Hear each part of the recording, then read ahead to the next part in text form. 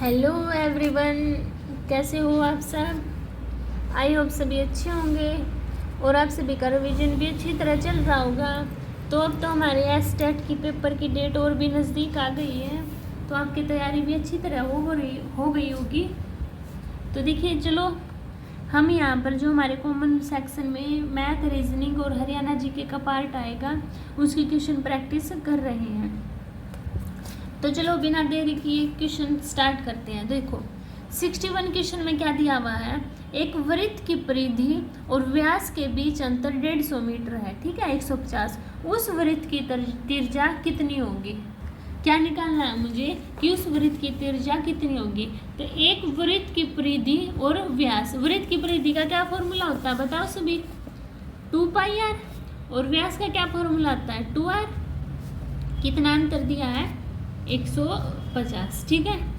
तो 2r common निकालना, तो पाई माइनस 1 इक्वल टू 150 बच गया, 2 से काट दो कितना बचा 75। r यानी कि पाई की वैल्यू क्या होगी 22/7 माइनस 1 इक्वल टू 75 है ना। तो सोल्व करो, 22 में से यानी कि 22 में से 7 गए, कितने बचे 15/7 इज इक्वल टू 75 यानी कि 75। अब इसको उस साइड लेके जाओ तो 75 मल्टीप्लाई पलट जाएगा 7 यानी कि 7/15, तो काट दो 15 1 जा 15 5 जा, तो r की वैल्यू क्या आई 5 7 जा 35। तो क्या निकालनी थी मुझे रेडियस, तो मेरी 35 आ गई। समझ आ गया कैसे किया, बस मैंने परिधि और व्यास को लेके 150 के इक्वल कर दिया, ठीक है। अब देखो, एक व्यापारी अपने सामान पर 8% की छूट देता है और फिर भी 15% का क्या कमा रहा है, वो लाभ कमा रहा है, ठीक है। तो यदि एक वस्तु पर 250 अंकित है तो उस वस्तु का लागत मूल्य क्या होगा। तो देखो कैसे करेंगे इसको, कितना दिया हुआ है वस्तु पर अंकित मूल्य 250 रुपये, 8% की क्या कर रहा है वो, तो डायरेक्ट कैसे करेंगे, मान लो 250 है हमारा, लाभ कितने का कमा रहा है 15 का, तो 115 मल्टीप्लाई छूट कितनी दे रहा है 92 की है ना, तो मल्टीप्लाई कर देंगे। अब इसको काट दो, देखो 5 2 जा 5 3 जा 5 5 जा 0 23 4 जा, तो 54 जा 200, बस इजी था ना, 200 मेरा फाइनल आंसर आ गया, ठीक है। ऐसे करोगे इजी होगा और टाइम सेविंग होगा। अब देखो, दो संख्याओं का अनुपात 2:3 है, यदि इनका योगफल 125 है तो संख्या ज्ञात करो। यानी कि इनका अनुपात, यानी कि दे रखा है अपने पास, योगफल दिया है उनका 125। तो देखो 2 और 3 कितनी 5 की वैल्यू 125 यानी कि 125 दे रखी है, तो 1 की वैल्यू कितनी होगी, डिवाइड कर दो 25 आ गए ना। अब देखो तो संख्याएं क्या होगी, 25 2 जा 50, 25 3 जा 75, तो सी ऑप्शन क्या हो गया मेरा, डायरेक्ट आ गया, ठीक है। ऐसे करना है आपको डायरेक्ट, समझ आया सभी को। अभी देखो, वह छोटी से छोटी संख्या जिसे 20184 से को गुणा करने पर एक पूर्ण वर्गफल बन जाए, क्या दिया है आपके पास, इसका एलसीएम लो एक बार, 20184, 2 से करो पहले, 2 1 जा 0 0 2 9 जा 0, अब फिर 2 से 2 5 जा 10 0 2 4 जा 6 जा, अब फिर 2 से करो, 2 2 जा 4 2 5 जा 10 2 2 जा 4 2 3 जा 6। मैं जल्दी जल्दी इसलिए करवा रही हूँ क्योंकि आपका टाइम बहुत ही क्या ज़्यादा कीमती है अभी पेपर टाइम पे, और आपका रिवीजन जल्दी जल्दी हो जाएगा, ठीक है।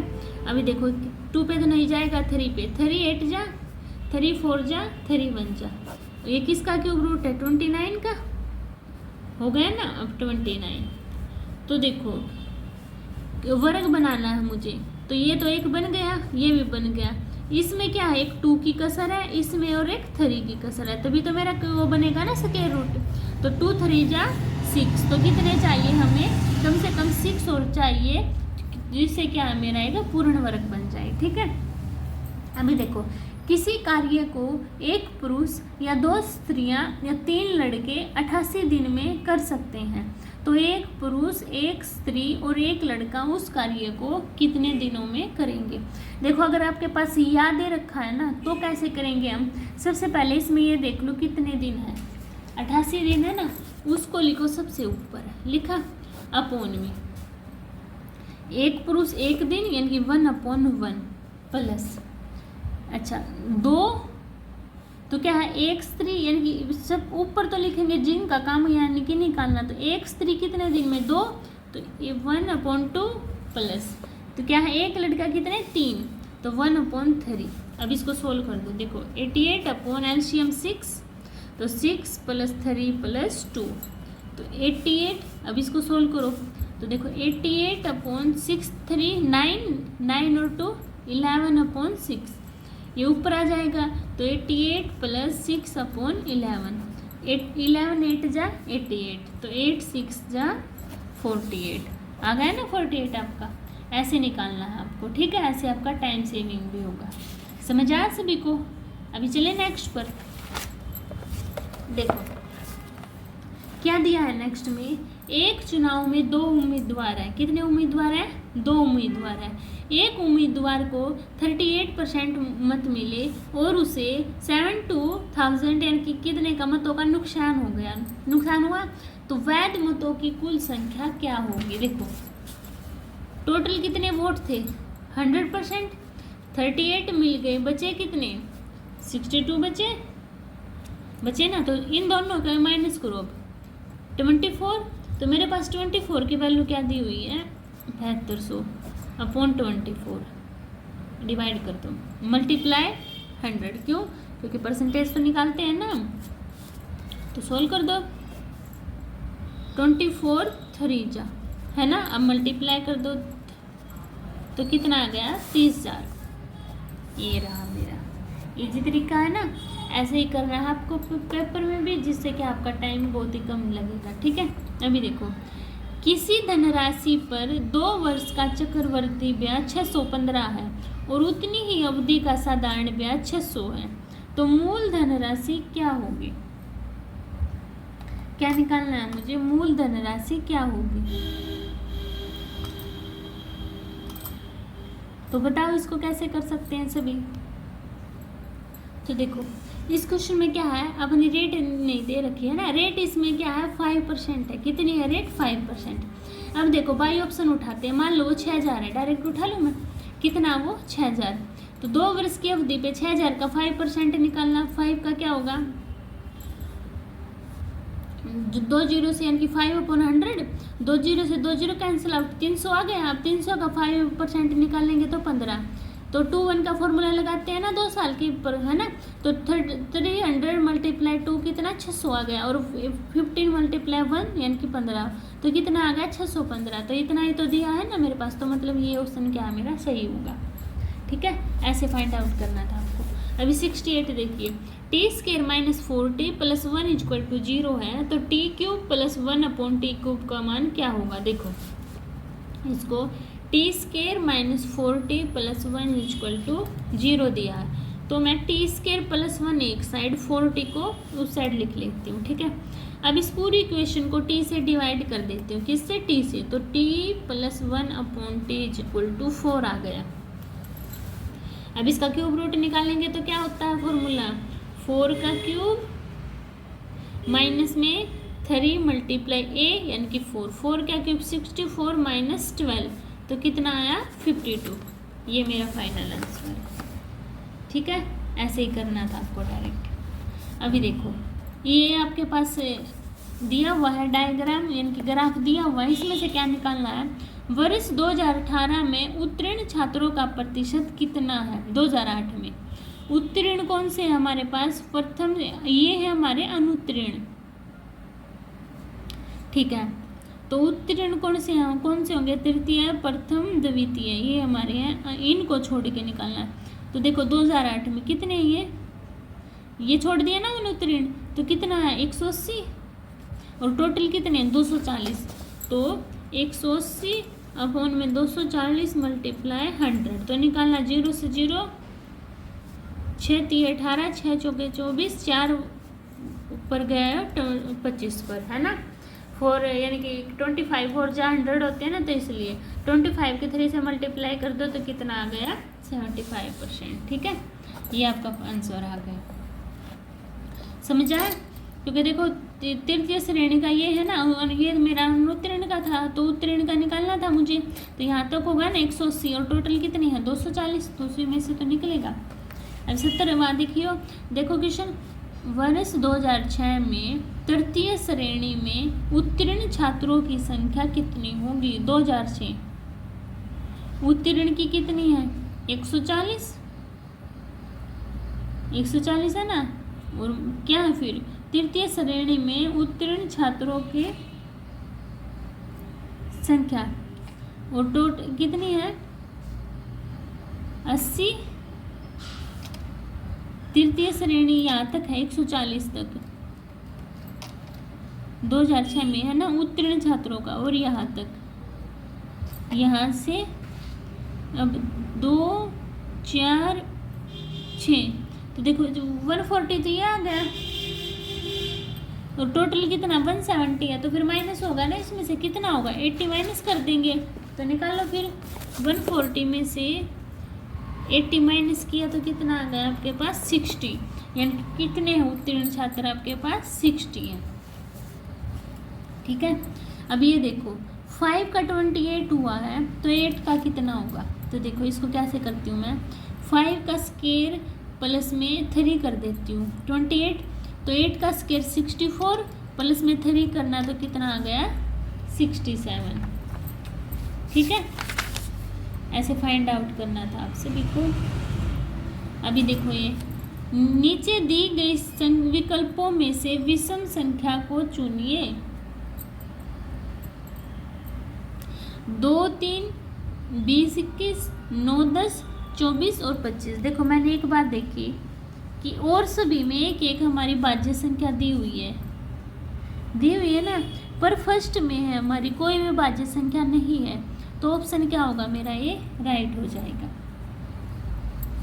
इनको देखो, इनको कैसे करते हैं, पहले काउंट करते हैं 1 2 3 4 5 6 7 8 9 10 11 12 है, तो 4 4 के जोड़े बना दे, 1 2 3 4 1 2 3 4 बना दिए।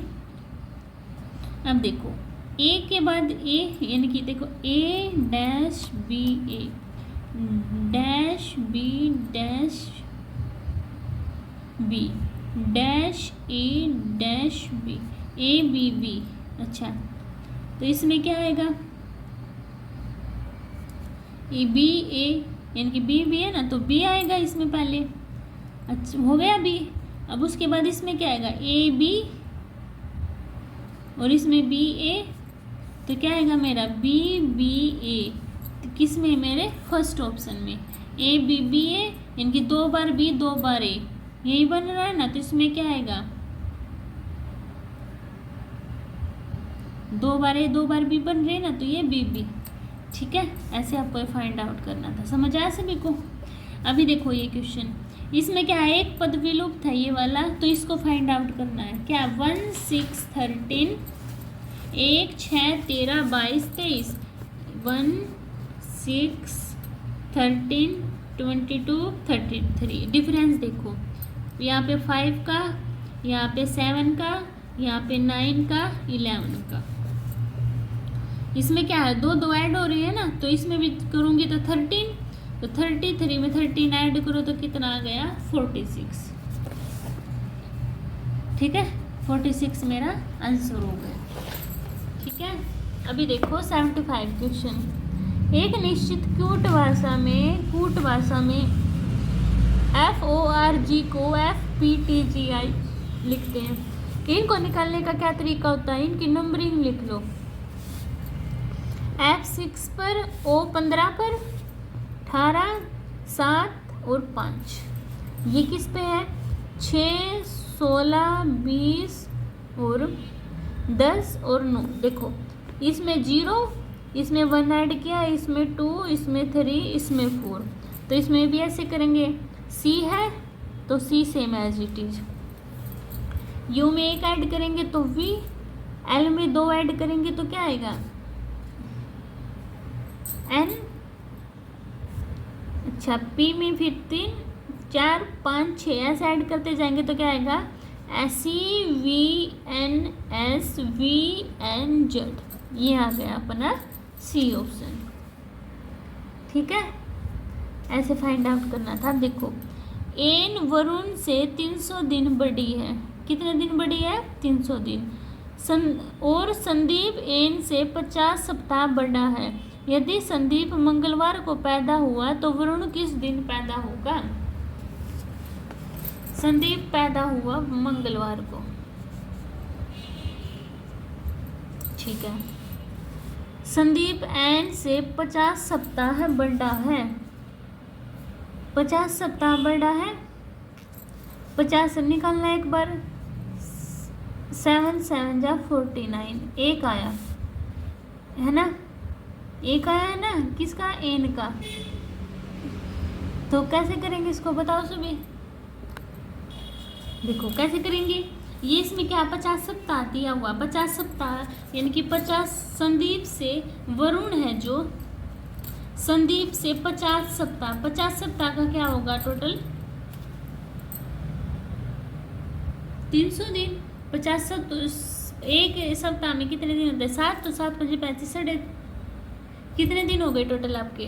क्या है, वरुण क्या होगा संदीप से कितने दिन होगा? 50 सप्ताह और 300 दिन, अर्थात दोनों को टोटल करेंगे तो 650 दिन। 650 का क्या निकलेगा आपके पास? 92 तो सप्ताह हो गए और बाकी कितने बचे? 6 दिन, छोटा है ना। 92 सप्ताह इनके साथ डिवाइड हो जाएगा ना, तो ये तो कैंसिल ही हो गया। अब बचा बस 6, तो 6 को क्या करेंगे? देखो ये कब पैदा हुआ है? ये संदीप मंगलवार को पैदा हुआ है, तो मंगलवार में से क्या करेंगे? 6 दिन को माइनस कर देंगे। तो 6 दिन को माइनस करेंगे मंगलवार में से, तो क्या आएगा आपका? बुधवार आ जाएगा। ठीक है, ये 300 दिन तो ये हो गए थे मेरे। अब 50 सप्ताह के निकाल लूँगी मैं, कितने थे? मैं 350 हो गए थे, तो टोटल कितने? 650 दिन हो गए ना, तो उसका निकालना मैंने। 650 का मतलब क्या हो गया? 92 तो सप्ताह हो गए आपके पास और 6 दिन एक्स्ट्रा बचे हुए हैं। ठीक है, तो इस ऐसे निकालना है मैंने। अब देखो नेक्स्ट क्या है? नेक्स्ट 10 वर्ष पूर्व हेमा गीता से आयु में 2 गुनी बड़ी है। ठीक है, यदि अब से 10 वर्ष बाद हेमा की आयु 40 होगी तो आज गीता की आयु क्या है? देखो अब से 10 वर्ष बाद हेमा की आयु 40 होगी। कितनी होगी? 40। ठीक है, तो x की वैल्यू कितनी आई है? 30 आ गई। अब 10 वर्ष पहले का क्या बोल रही है कि 10 वर्ष पहले ये उससे 2 गुनी थी, 2 गुनी बड़ी। तो कर दिया। अब इसको सोल्व करो। देखो x minus 10 equal to 2y minus 20, ये 30 minus 10 equal to 2y minus 20, कितना है ये?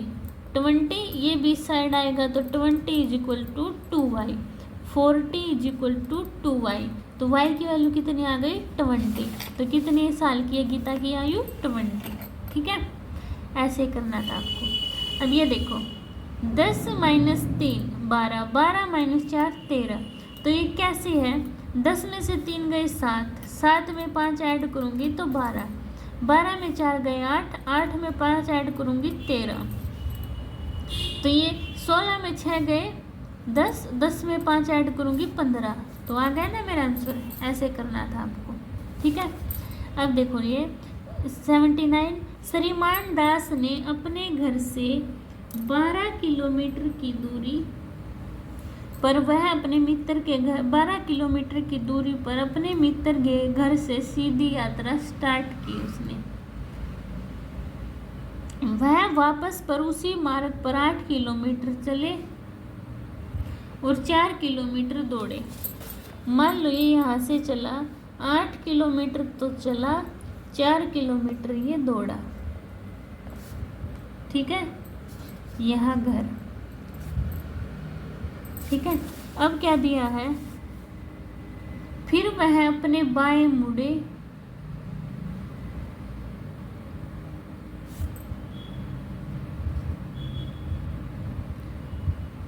और 4 किलोमीटर चले।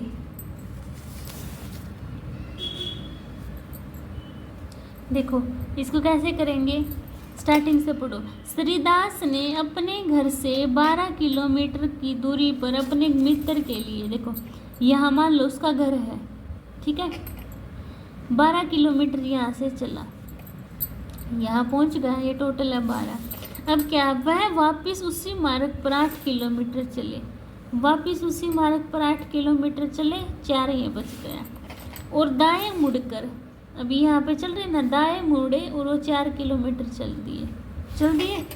अब क्या, फिर मैं अपने बाएं मुड़े और 4 किलोमीटर चले, ये चल दिए 4 किलोमीटर। अच्छा, फिर वह बाएं मुड़े और 2 किलोमीटर चले, ये 2 किलोमीटर चले।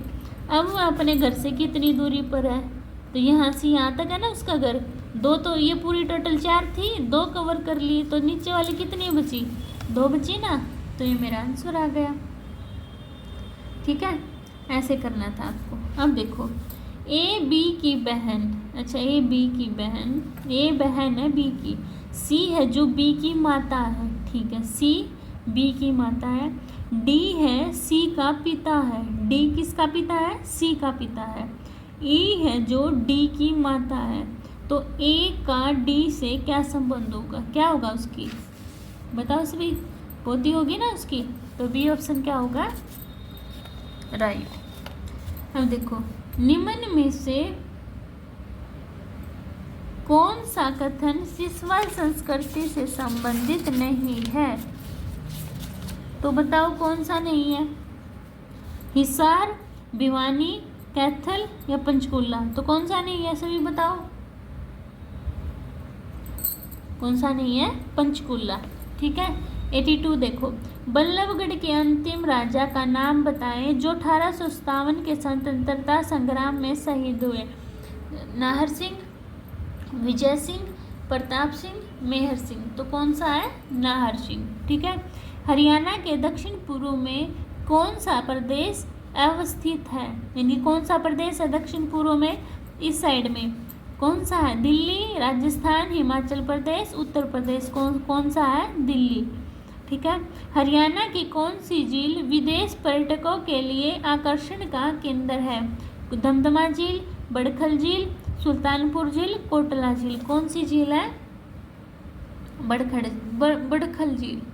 ठीक है, 84 का क्या हो गया, बी ऑप्शन। 85 देखिए, कांग्रेस के दूसरे अधिवेशन यानी कि 1880 के कलकत्ता अधिवेशन में